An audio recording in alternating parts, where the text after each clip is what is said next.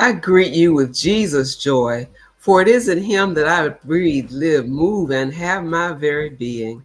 I am so delighted that you joined Unbox on Purpose today, a podcast created for Favored by the Father Ministries.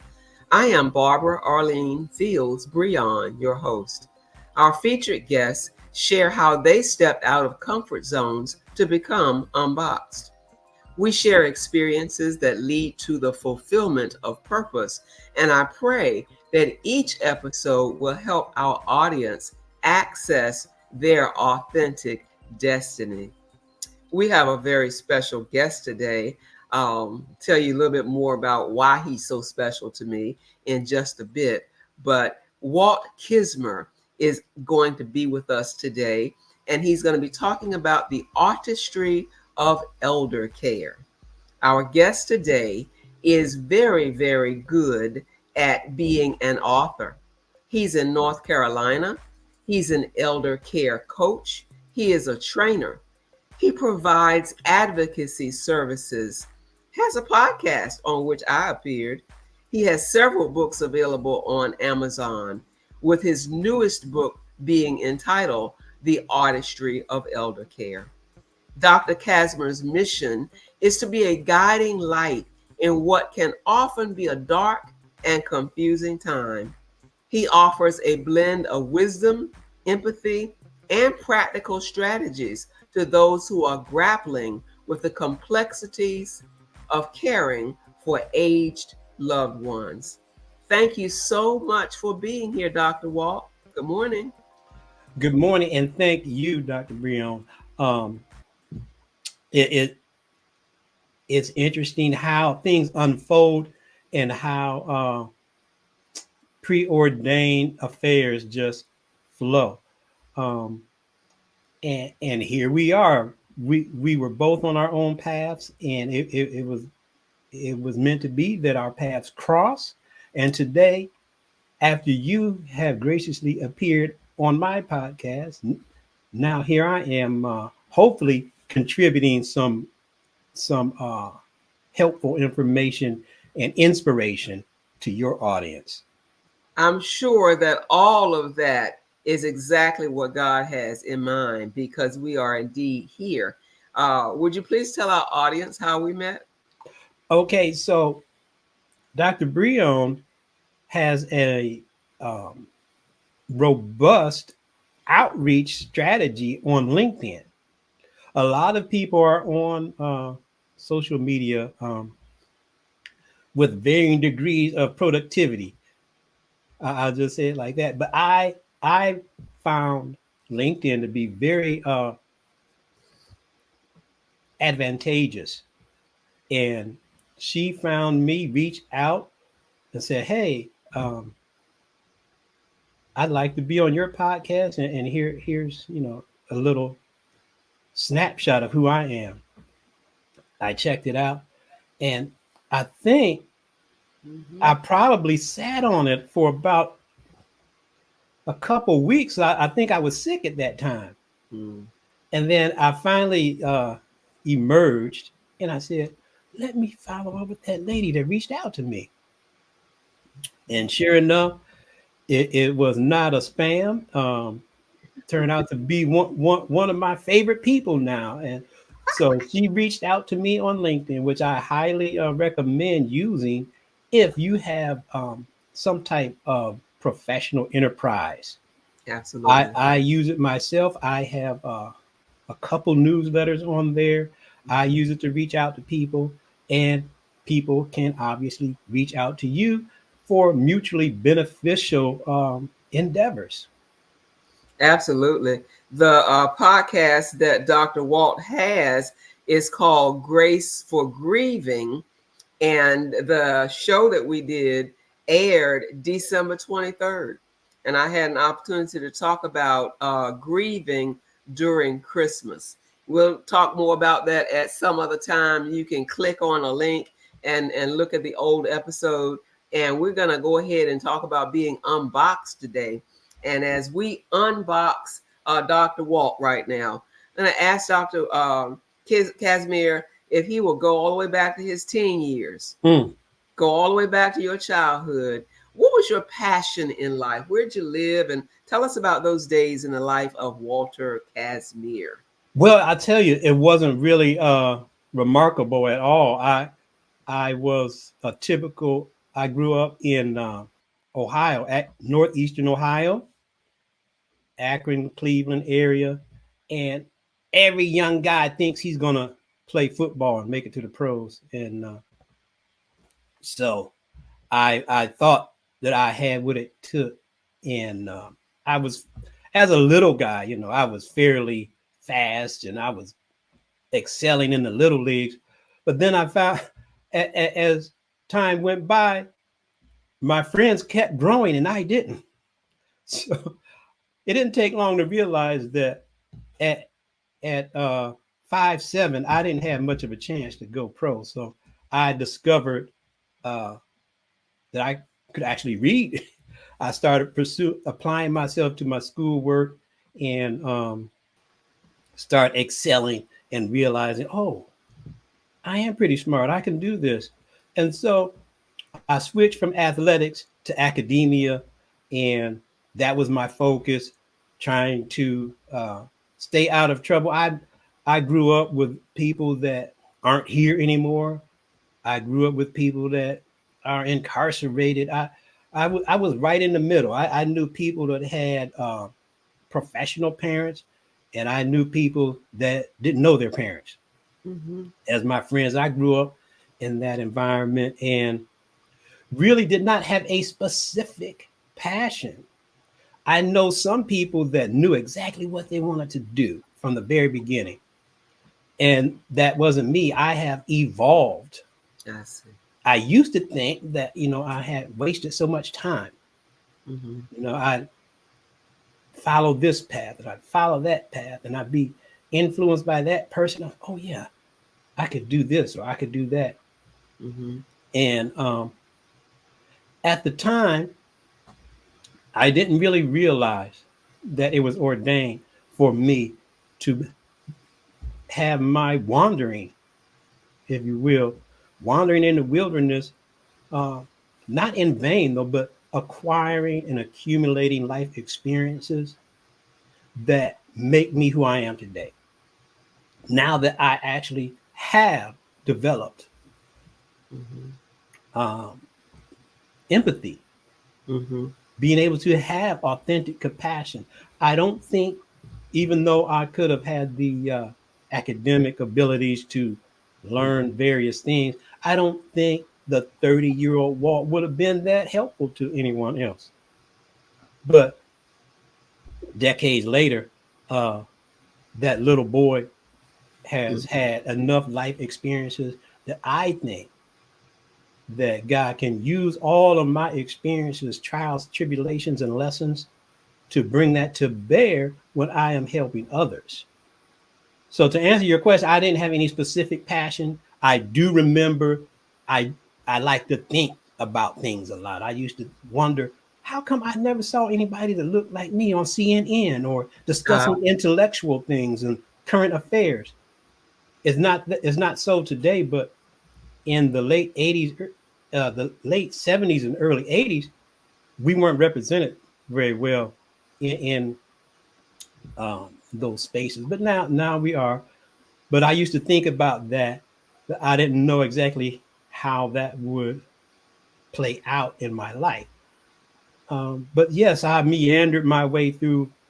In retrospect, I realized that I was being led and I evolved to a I point. think I think I hear you saying in your evolutionary process that everything really does connect with a passion that is family oriented, because you paid attention to your friends and persons that were around you as you were growing up, and they either did or didn't have parents, or they're incarcerated now, but their roots, their background, it seems like everything is connected to your love and care, fondness for family and family circumstances. Am I kind of hearing that correctly?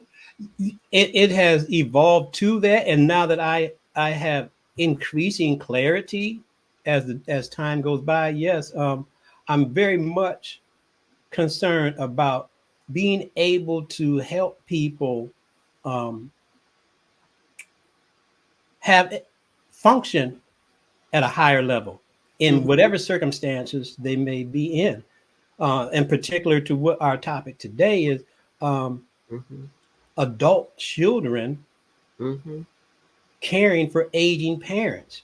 Um, it is insidious. I mean, in today's Western society, a lot of us, most of us, are so engrossed with pursuing the American dream and trying to get credentials and make as much money as possible and amass stuff. And then all of a sudden, if you hadn't been paying attention, you realize your parents have aged. And we've almost done a 180 to where Mm-hmm.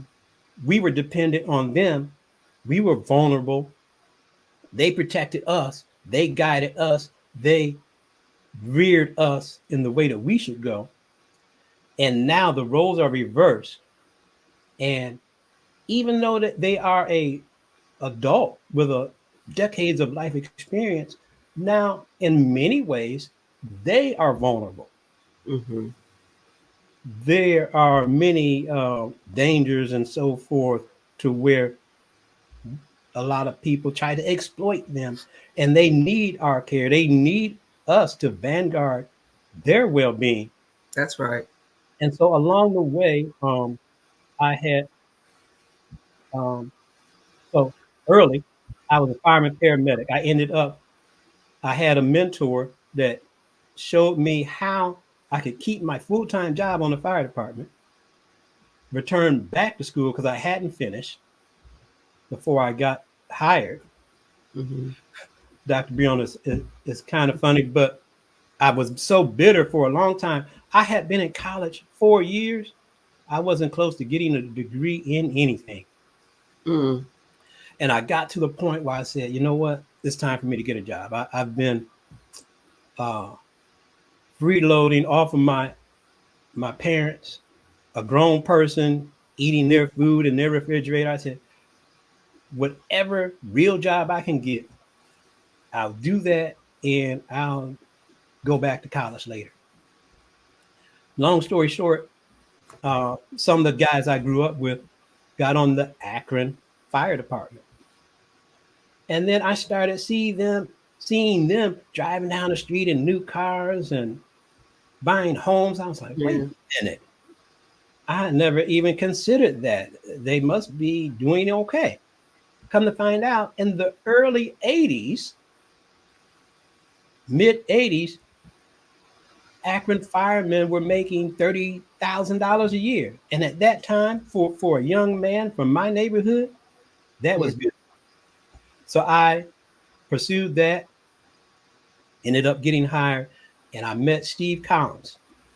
He Mm-hmm. was he was a veteran fireman. He was graduating from nursing school Mm-hmm. the year that I got hired. And he had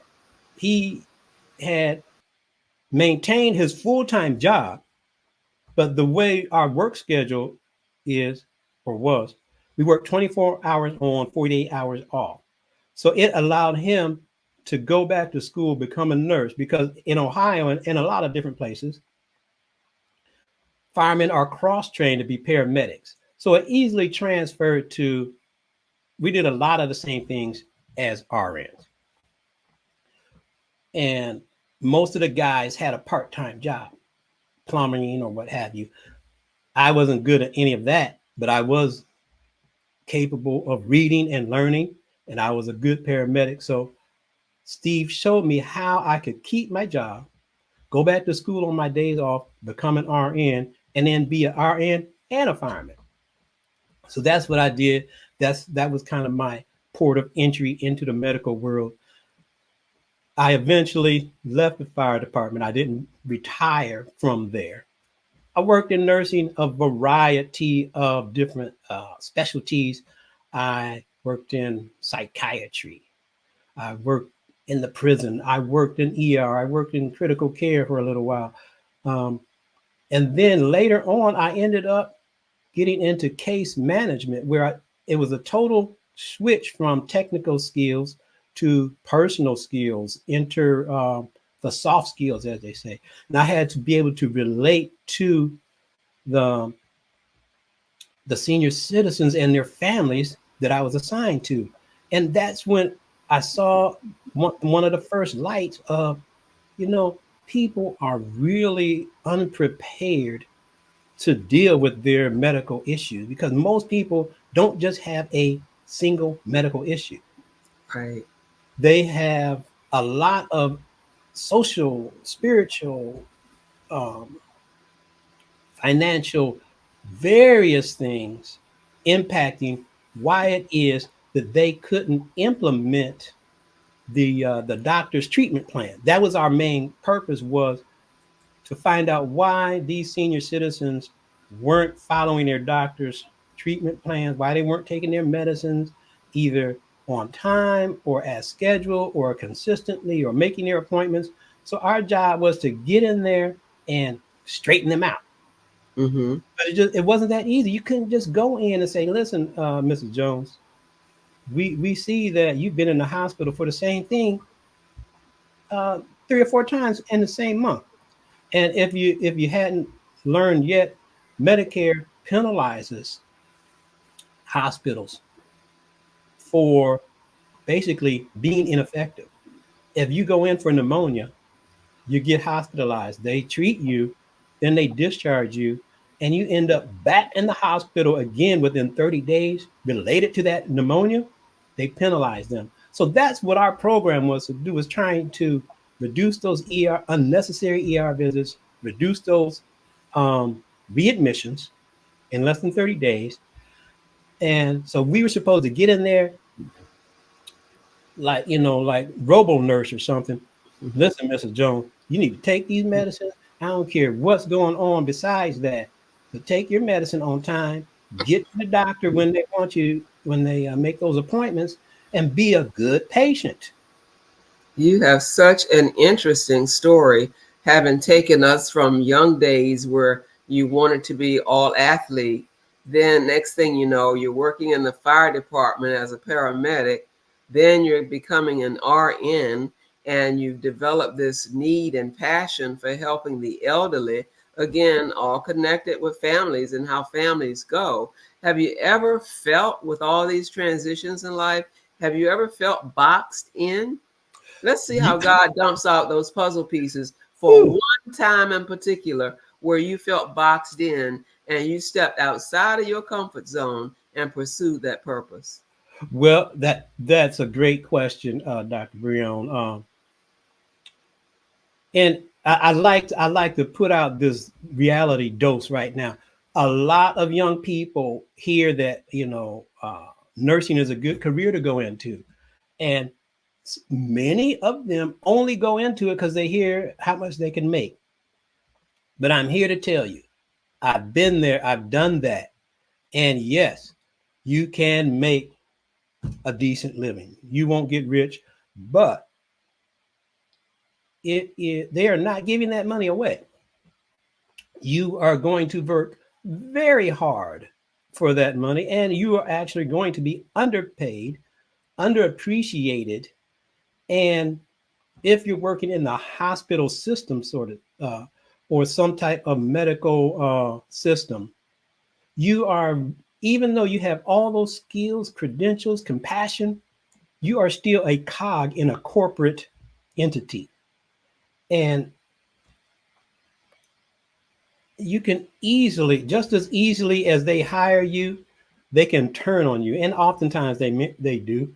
They have a saying in nursing. They say that they eat their young, and I really didn't get it at first, but I did. I did learn that.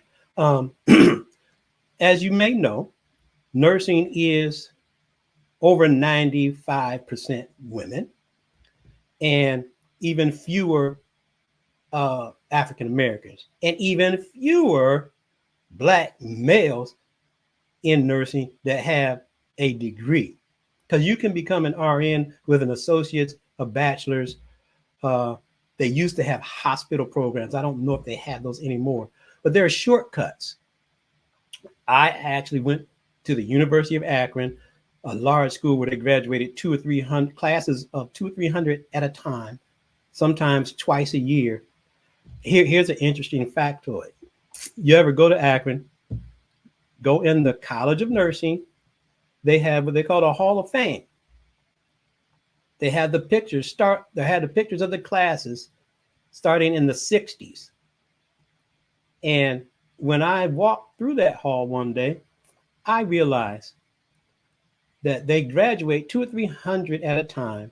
Since the 60s, I was the fifth Black man to graduate from that institution. So I say all that to say that it is not, you are a lone wolf in many times in this occupation. And so it can be a toxic environment. And I encountered so much negativity and toxicity. I had been with the same place for years before moving to North Carolina and pursuing nursing full time. And the time that I've been here, sometimes I lose count of how many times I have been unjustly fired. So they control that situation. And one thing that University of Akron College of Nursing tried to impart to us was their job was to educate nurses, not train them. They wanted you to become a professional nurse. And to me, I came to learn, and that meant learning to manage my career, not just simply seeking a job. So after many untimely terminations, I ended up taking all the experiences and skills and credentials that I had acquired and becoming an independent advocate. So families can reach out to me and I can advocate for their loved ones, coordinate care directly to them, and not have to be concerned about the corporate mission of saving money, but actually helping the family navigate a complex healthcare system. So I hear you stepping outside of a box to help other people do what they need to do to maintain a healthy lifestyle, healthy living, take care of their loved ones in terms of healthcare professionals. And sometimes we can't do the work that God wants us to do with our skill set when we're under a system that prohibits us from doing it the way that we've been created to do it. Yes, and that's exactly it. And, it was a sacrifice to not return back and say, okay, I'm just going to keep applying and just go back to the system that was so caustic toward me. Because you get used to those checks rolling in every other week. Hmm. And so you basically compromise or sell your soul and go work for some corporation so you can and have your stuff. Yeah. Go ahead. And so it became a point of, do I, as it said in scripture, do I return to my own vomit? Mm. Or do I have the courage to do what I think I hear God calling me to do?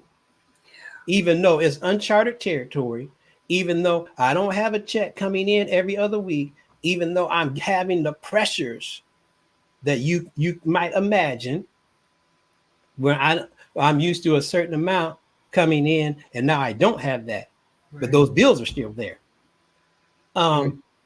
But honestly, in retrospect, I would do it all again because I know now that I have a distinct calling to do this, and he's giving me the power, the strength, the patience, the wisdom, the discernment, and the favor to walk it out. The favor to meet dynamic people out in the community that can help me promote this enterprise. Mm-hmm. So yeah, it's definitely out of the box. It's something I never thought of. Out of all the many things I thought Walt would like to do, this never came across as, hey, that's what you should really do. I want you to look forward. Do you have children? Yes, I have a Okay. 29-year-old daughter. So you look not at your children, not at your grandchildren, but fast forward all the way beyond your great great Wow. grandchildren. What these people that haven't even been born yet, what wisdom would you share with them that would prevent them from being stuck, that would help them step outside of a box and pursue their purpose? What sage advice would you give to those persons who haven't even been born yet? Because there are young folks that are listening right now that may be helped by what you say. That's a good one. And the shortest answer I can give is it's okay to work on a job. Gain all the skills and credentials and network that you can, but never become dependent on a specific job for your livelihood. Learn everything you can, but always be managing your career. Manage your career, which many times the millennials of today, they probably can't even comprehend the concept that I grew up under. The paradigm was go to college, get a good job, stay there for 30 years and retire. That doesn't exist anymore. But some people are still pursuing employment as the golden standard. It's good to start there, but don't become complacent. Don't let that be your only stream of income. And we didn't even talk about this, but increase your financial literacy. When you get that money, what are you going to do with it? That's another whole episode. Praise the Lord for what you are sharing, because understanding career placement is important. And career doesn't mean being and feeling stuck in one place. We could talk a whole lot about all of that. I want you to take a few minutes and share a little bit more about that new book that you have written, because it takes us, talking about that will take us from where we were with the advice to the younger you, advice to the younger people, advice to anyone today.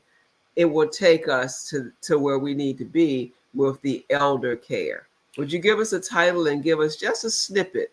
Just a Because I snap. know people are going to want to go and get that. Thank you, Dr. Brehon. So the title of my latest book is Artistry of Elder Care, a guide for adult children of aging parents. So as I told you, I found out that most people are not prepared for this. All of a sudden, bam, their mother gets discharged from the hospital, and now she needs someone to care for her. And so you were busy in your career, and now you're not only pursuing your career, now you are an official caregiver, whether you're providing the direct care or coordinating care for a parent or another loved one. And so this is a practical guide on topics from A to Z, from emotional, financial, legal, social aspects that most people haven't even thought about yet. How to navigate this whole complex system, how to find resources, how to engage in self-care while you are doing this. How can people find that book? So my latest book, Artistry of Elder Care, I just published it. It's hot off the presses. The ebook is available. It's available on iBooks, most ebook outlets. I believe I sent you the link. They can go to one link and find the ebooks on the channels or distributors that they like. I know Barnes and Nobles is one. I know uh, iBook is one. There are several, but that one link will take you there. You can get that ebook. I believe it is $4.99, and the print book is published, but it has to go through the processes of all the different book distributors, Because Amazon, and all yeah, the others. because this is pre-recorded. By the time our viewers see Yeah. this, it probably will be on those sources. Would you name those again? Because I know I kind of cut you off. Um, Amazon is the big one. Barnes and Nobles, Books a Million. It will be eventually get to the libraries. So, for instance, Hoopla, you could get it um, through your local library. Read it on Hoopla. Uh, in the near future, I will get it transcribed into audiobooks. I know when I'm driving, I listen to a lot of audiobooks to be productive. So all of those outlets will be, you could reach those from the one link that will be in the description. However you do that in post production, they can also reach me. The most direct is drwaltkasmir.com. You A knew lot of exactly people are, what I was about to ask you. I was going to say, what other ways could they reach out yeah, to you? Because you have professional services that you provide as well. thank you for that. Yes, so a lot of people rely on social media like that's all they need to do. Social media is just one marketplace, but as individuals, we don't own that space. But you should have your own website that you own where you can promote your goods and services. So at drwaltkasmir.com, you can reach out to me. You can see the I provide. So one easy way to remember what I do: three letters: ACE, advocacy, coaching, and education. Mm-hmm. Um, Advocacy, authorship are two of the A's. Coaching, counseling, consulting, Mm-hmm. and education that also expands to training. So I'm available to come and speak to your groups. I'm available to advocate for individual families. I'm available for consultation if you want to implement my Elder Care 180 program, which is based upon this book, where I will teach your group how to form teams that can reach out and support individual families. So all of that is subsumed under my acronym ACE: Sounds like a advocacy, plan to me. coaching, and education. drwaltkasmir.com is the most direct way to reach me. Um, I look forward to helping people because I know that once you have been handed this challenge, it's one of the most stressful times in life is to be sandwiched. We call them the sandwich generation, where many of them are in the middle of having their own careers, having their own family that they're raising and helping and sacrificing for. They're in the middle, and now they have to provide care for a parent, either directly or coordinating that care. And there are so many moving parts that some organizations have that there's a lot of titles: navigator, Yeah. guide, geriatric care manager. All of them, they have titles, but again, they work for that corporation.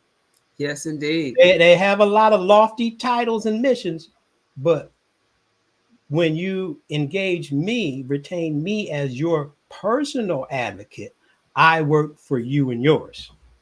Dr. Walt, you have shared so much vital information today, and I'm sure there are listeners and viewers who will tap into you and the resources that you provide. I thank you so much for stepping outside of a box and joining me on Unboxed on Purpose. because I know you've encouraged somebody to step outside of their box in terms of their career placement and hanging in there and stepping out. So I ask our audience if they would join us for about 30 minutes every week. We release these new episodes on Thursdays. Unboxed on Purpose has refreshing conversations, a lot of information, sharing experiences. Favor by the Father Ministries YouTube channel. Check us out. Subscribe. Favor by the Father Ministries Facebook page. Lots of information, daily devotionals. We have most podcast platforms where you can tap into Dr. Walt's podcast as well as mine. As we evolve, we are like butterflies, just like my logo is imprinted. Butterflies that come out of a box that allows the Holy Spirit to advance us to immeasurable heights in the Lord. I want you to fulfill your purpose and remain favored by the Father. Thanks again, Dr. Walt, for being a part of this broadcast today.